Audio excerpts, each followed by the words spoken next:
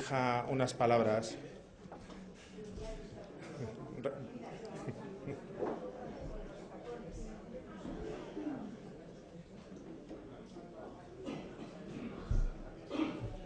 Es un orgullo para nosotros hoy estar aquí con él y también con todos vosotros. Mi padre para mí es el mejor padre del mundo, mi héroe.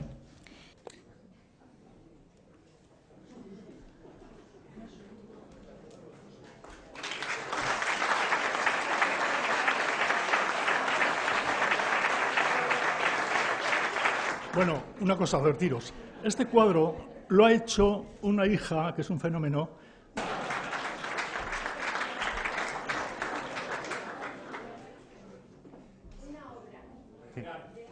Arratsaldeon eta eskerrik asko Lander, Iñaki, Miren Josune, Medika antolatzaile lanetan ere tokatu du jatzulako, zuen gonbidapenagatik.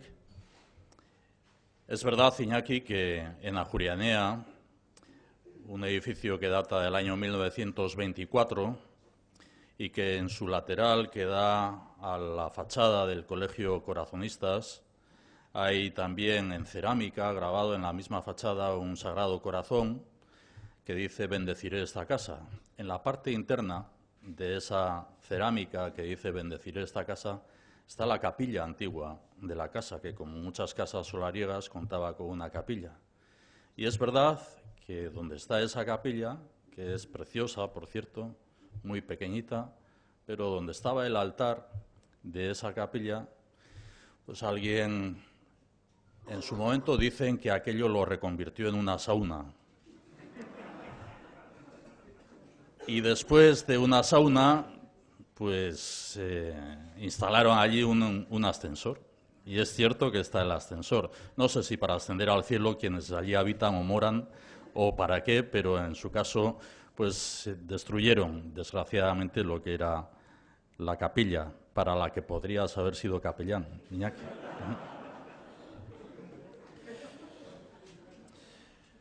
Bueno, eskerrik asko liburu honen egilei, Iñaki eta Rosamari, eta omenaldi honetan parte hartu duzuen guztioi, eta ez pentsa hemen ikusten zaituztet hainbat eta hainbat irakasle izandakoak, beraz, eta Juan Mariren gandik hasita, ez pentsa niretzat hau erreza danik, lotza pila bat ematen dita gaur zuen aurrean agertzea.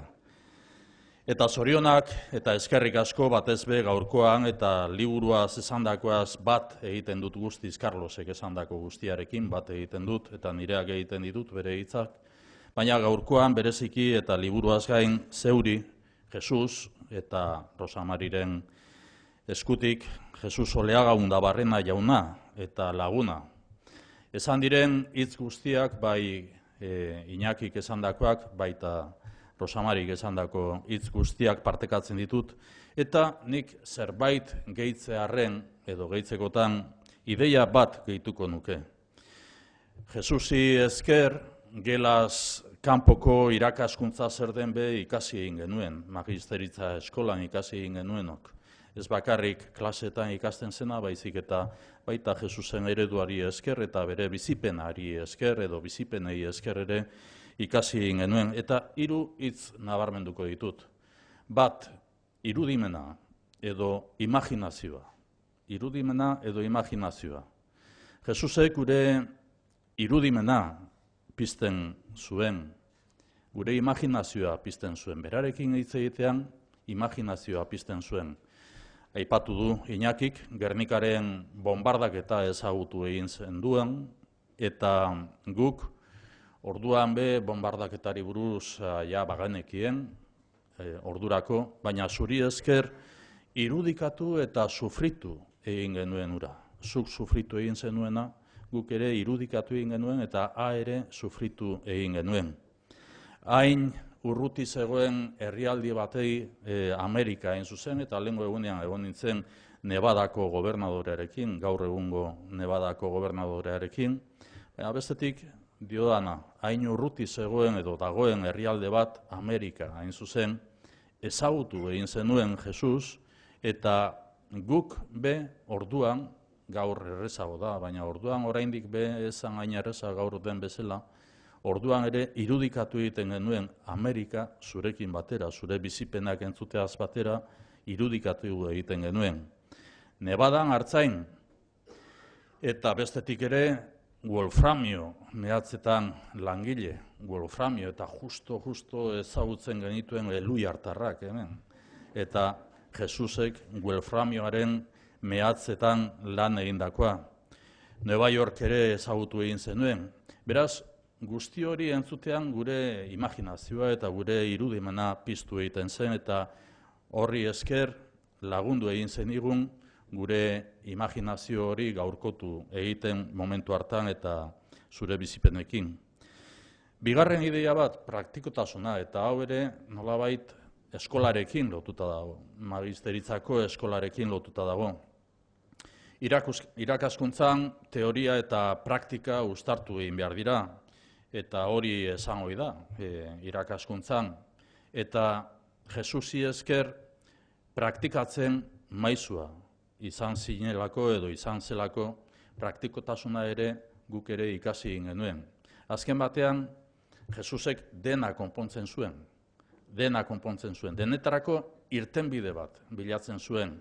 Eta eskola baten denok dakigu hainbat arazo sortzen dira, hainbat bete beharrekoak direlarik, konpondu beharrekoak egunean, eta Jesusi esker hori ere ikasi egin genuen. Konponbide praktiko bat bilatzen, berak konponbide praktikoak eskaintzen zituelako, eta gainera maitasunez egiten zuen. Eta hirugarren ideia, alaitasuna.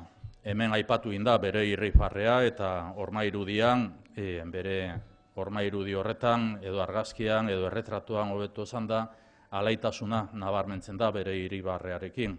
Eta hori dena gainera, praktikotasuna, irudimena, bizipenak, guzti hori irribarre zabal batekin egiten zuen Jesusek. Beti alaitasuna zabaltzen guztiongan, bizipoza zer den ere erakutsi egin zigun Jesusek.